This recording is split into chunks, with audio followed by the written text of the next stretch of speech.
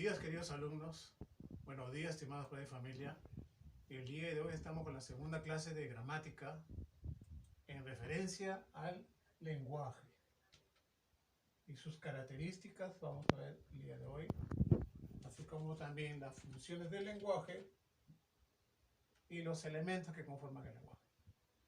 En primer lugar, podemos decir que el lenguaje es una facultad de todo ser humano, es una facultad exclusivamente humana, porque el lenguaje no lo poseen los animales ni las plantas, es exclusivo del ser humano. Sabemos que diariamente utilizamos el lenguaje, porque el hombre es un ser social, el hombre no vive aislado, vive siempre con un grupo de personas. Ese grupo de personas con las que vive, tiene él necesidad de comunicarse con estas personas. Por lo tanto, se da una interrelación con los demás. Y eso es posible gracias al lenguaje. Y además del lenguaje, las personas, las comunidades, los grupos sociales, poseen una lengua. Ferdinand de Saussure, según Ferdinand de Saussure, el lenguaje pues tiene un lado individual.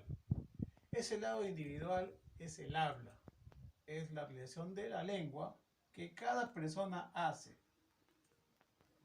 Mientras que el lado social lo forma la lengua. O sea, la persona en forma individual tiene un habla, una lección de la lengua. Y el lado social es la lengua, ¿no? Es el conjunto de signos orales y escritos que la comunidad ha tenido en cuenta para poder comunicarse. ¿Cuáles son las características del lenguaje humano? En primer lugar diremos que el lenguaje es racional, porque pertenece al pensamiento, está en el pensamiento del hombre.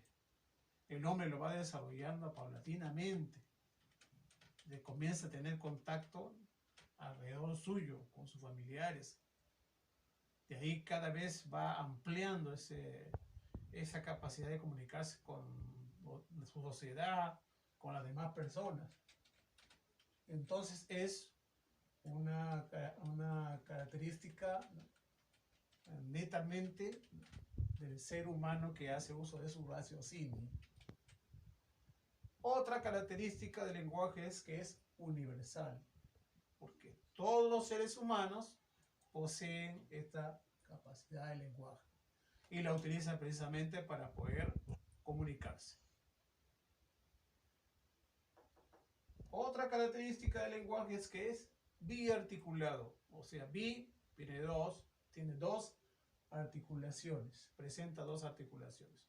La primera articulación está referida a los morfemas. Los morfemas son parte de la palabra significativas, con significado, y ya nos indican algo, ¿no? Por ejemplo, en la palabra libro. Este segmento, ¿no?, se llama raíz, morfema, ese morfema principal.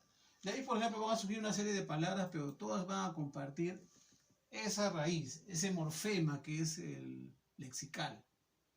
Por ejemplo, si decimos libro, ¿no?, decimos librero,